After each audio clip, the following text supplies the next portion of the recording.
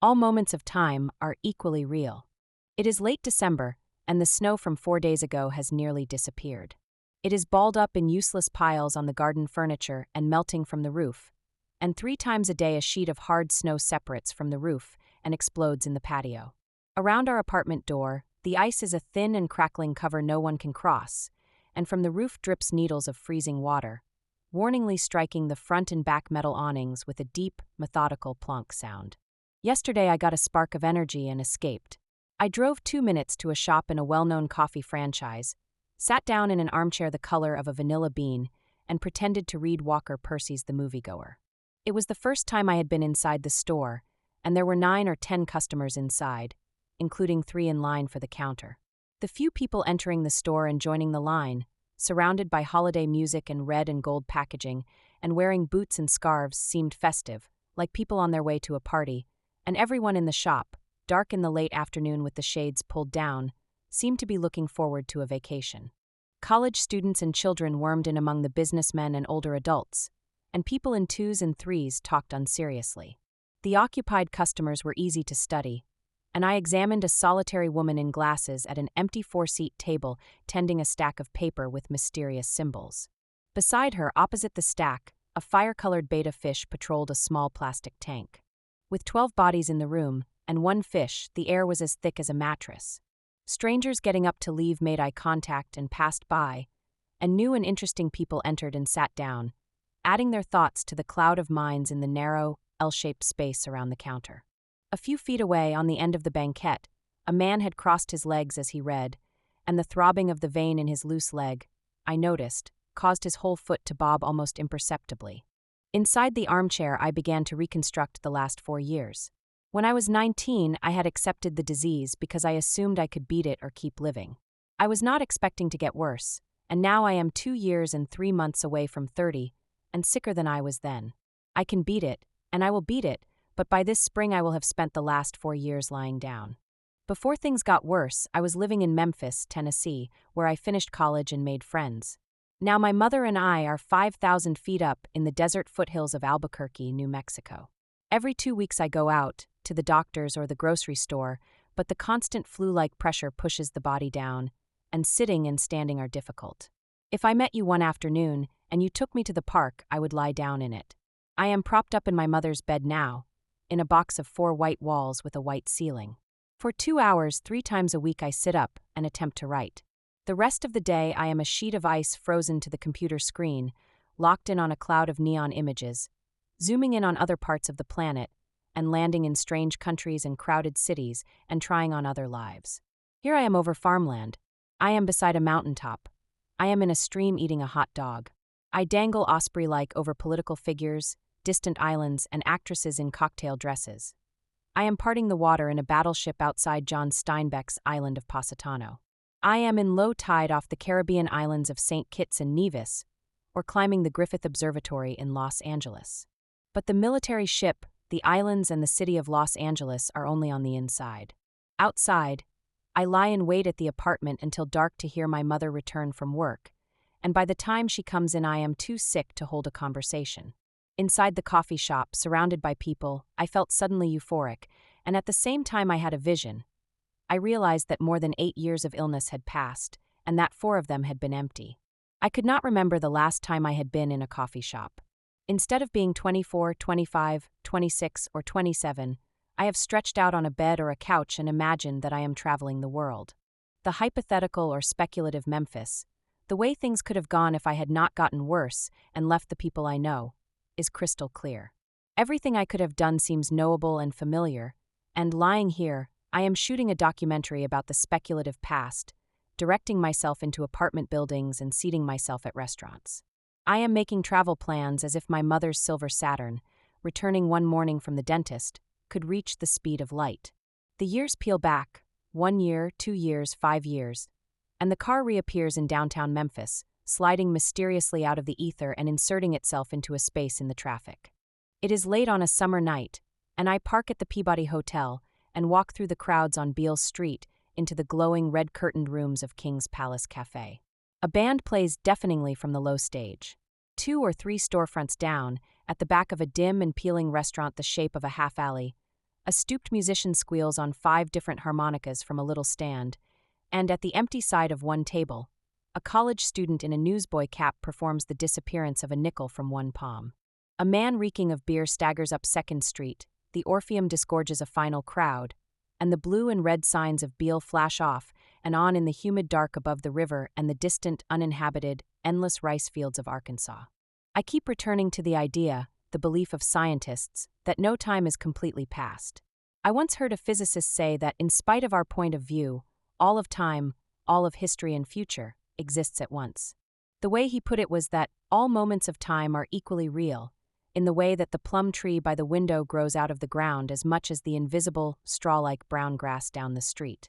Past, present, and future organize into a kind of covered bridge, a corridor or tunnel lined with people and ideas. Here it is 4 in the afternoon on a weekday in December, but it is also Sunday night in August, in Memphis 3 years ago, even if you can't get there. The panorama of buildings, living rooms, and human beings is a live and continuing event. In a different part of Memphis now, on another night, I am at the apartment of a friend. It is 8 in the evening, and Christopher is listening with his eyes down, feeling the white edges of 2 books beside him in the armchair seat, with his ear against the apartment window air conditioner. Everyone else is already there, on the low sofa and in every corner of the apartment, crouching on footstools, bar stools, and a warped navy-colored chest padded with a thin bedroom pillow. A train comes, the track can be seen from the window, and the person who is reading aloud sets the book down until it is gone. While they are waiting, my best friend, who has baked muffins or something else to eat, comes up the stairs in the noise of the horn and emerges in a pale blue flamenco-style dress and full accessories. A muscular and diminutive stage actress, she is attired in a dress from the children's clothing department. It is a child size 16. Christopher stands to help her. Here is an ordinary Sunday night meeting of reading group, our apartment literary equivalent of Monday Jazz at the Carlisle, and it is happening now as I write.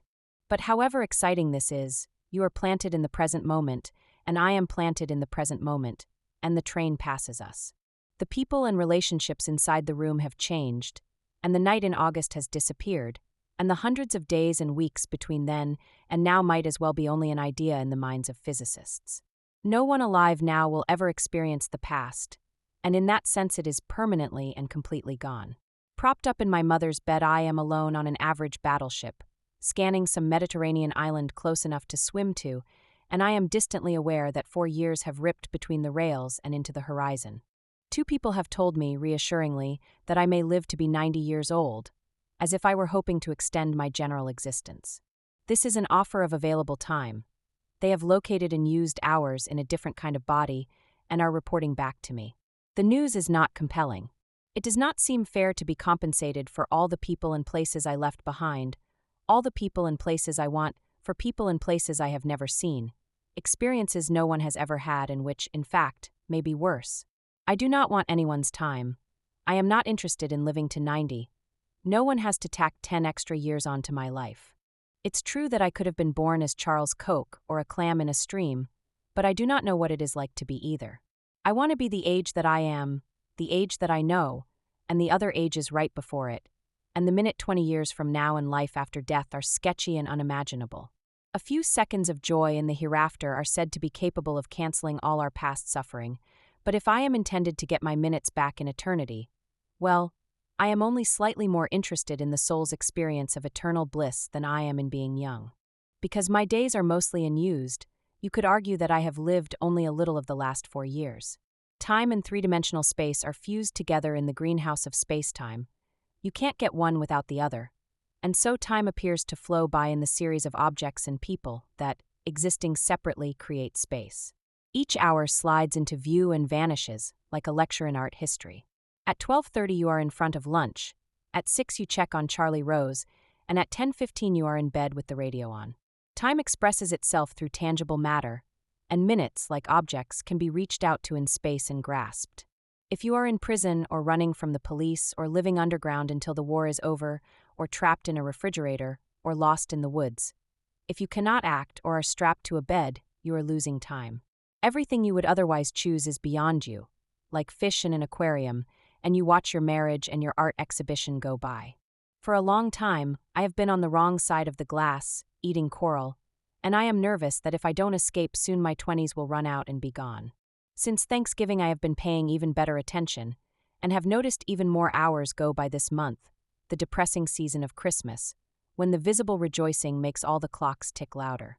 Around the neighborhood the porches of the faux adobes are covered in paper luminarias, and a tumbleweed snowman sprayed white and turning black from pollution waves virtuously from the side of the highway. Since I have been away from Memphis my best friend has had a baby.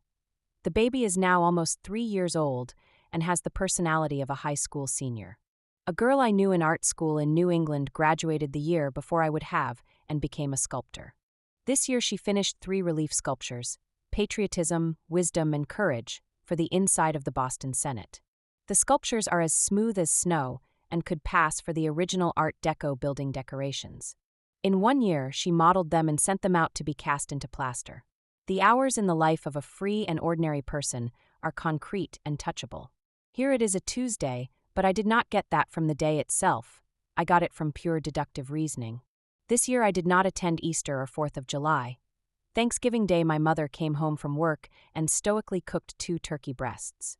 The other morning, a dramatically successful Monday, I got up at 9:30, ate a bowl of quinoa, ground bison, and spinach, and measured the day's medicine into 5 mugs. I drank amounts from each, and then lay across the burgundy futon that is downstairs and checked my email.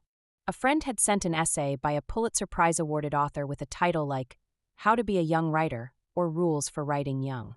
On the second page it said, "Never ever get yourself into a situation where you have nothing to do but write and read." Afterward I spent 2 hours writing and most of the rest of the day reading. I use the term reading loosely. At 1 o'clock I went upstairs and started this essay. And in the mid-afternoon I fell on the couch, called my younger sister twice, who did not pick up, and wildly wiped a few dish cups and a handful of knives with a sponge. At 4:30 I officially stopped trying to write, and officially lay down and closed my eyes. This year I finished 4 essays. June, July, and August I wrote about the short, late actor Henry Gibson, and in November I finished the first draft of a short article about the 17th century painter Vermeer, but although it was accepted by an online magazine, the article was never published. In grammar I am battling the comma. The comma is driving me crazy. Online I messaged my fraternal twin sister, who is an editor. She told me, dismayingly, that the role of the comma is sometimes subjective. She dove into an analysis of literary genres. In fiction, she said, it's often a stylistic choice. When it comes to fiction you can do whatever the heck you want. The interjection of this new subject, fiction, into a discussion of essay writing, I considered a disappointment. But I am not in fiction, I typed back. I am in nonfiction and so is the comma. Oh boy, she wrote. Sometime in the middle of the afternoon, standing at the sink in the dark upstairs hall bathroom, I heard my neighbor, a young nurse, speaking on the other side of the wall, clearly and wordlessly. A high, cheerful feminine voice came into the room, which must adjoin their office, and then a rumbling, garbled reply from her boyfriend. From somewhere in the background, as usual, vibrated fast, thumping music. Around 6 in the evening I revisited the couch and spent the rest of the evening there, doing 2 things at once. Reading a story with one eye and watching a vocal competition with the other. I didn't speak to anyone except my mother, who I ordered to cut up parsnips and wash a large pot. Late in the evening, examining the pot, I discovered that it had not been completely cleaned and flung it across the kitchen into the metal sink where one corner of the pot dented. Every morning I awake and wait a few minutes in bed to see if the day will go away and leave me alone. Regularly there is an event that anyone who has not experienced can easily imagine. Once a week now, a medieval devil steps bureaucratically into the bedroom, shuts the door, arranges his instruments on your chest, and you are alone with him for hours or days. There is nothing else in the room except the bed and a huge digital clock on the wall like a scoreboard containing red numbers surrounded by yellow bulbs that, in glowing, appear to snake around the rim. The digital numbers run up higher and higher, counting the time, until the seconds have multiplied into millions and the scoreboard can no longer contain them and they fly from the wall. An entire swarm, flying out at you in a stream, growing huge like cards, and at the last second diving away. Every week you are emptied like a sack, ironed out, blown back up again and emptied. This goes on endlessly. You are emptied and ironed and blown back up for weeks, months, and years until an idea pops out. You imagine building a wall with bricks in it, a real wall with metaphysical properties, and then another and finally a fourth, until you are standing in a small brick room with a fireplace and a rug, an addition to the house. You visit the room often, reviewing it as a prospect. The walls are 12 feet thick, with one locked door and a raised skylight above the fireplace. The room itself is located inside the house like a surprise, with the front door behind an ordinary bookcase that swings on a hinge. With enough waiting, you think you will get in. But you are not there now, and outside and around the space that you and the devil occupy, beyond the bedroom, time passes. Through the deserts of New Mexico, the stream carrying the hundreds of days in a year has a million highways feeding shopping malls and offices and families all over the state. In the coffee shop armchair, I began to think about writing, and a dim outline, the essay you are in fact now reading, began to assemble itself from the vision. I also found a thick strip of yellow construction paper in my purse and wrote 4 words on it from the Walker Percy novel unconnected with the vision. Dour, wrapped, risible, gelid. For almost a year I have been folding up essays and shooting them into a wheel. Time and space hang together in a single structure, and the faster you move the slower time runs. Physicists have proven that if you send a clock by jet plane around the world, when the clock gets back, it will be running slower by several hundred billionth of a second than a stationary clock on the ground. In writing, you go around the world, you are doing something durable, and the normal rate of minutes changes, even if it is just an illusion. The time normally making up 1 hour, in writing stretches to an hour and a half, so that there is more room for doing and experiencing, as if the room around you has gotten bigger. Still inside the coffee shop, I sat in the armchair a moment after I had decided to leave, and then walked out and started the car. The sky, at the high elevation clear to the horizon, was switching off for the night, a thin emerald green bowl crushing a tangerine sash, and I drove through the dark neighborhood to the apartment, thinking vaguely about the essay I had begun inside the coffee shop. Many weeks have passed since then. For several months now, I have been working on the piece slowly and haltingly, and, every time, it has provided the momentary and unimpeachable feeling that until the last word on the final page is entered, the clock has stopped just before midnight on Christmas Eve.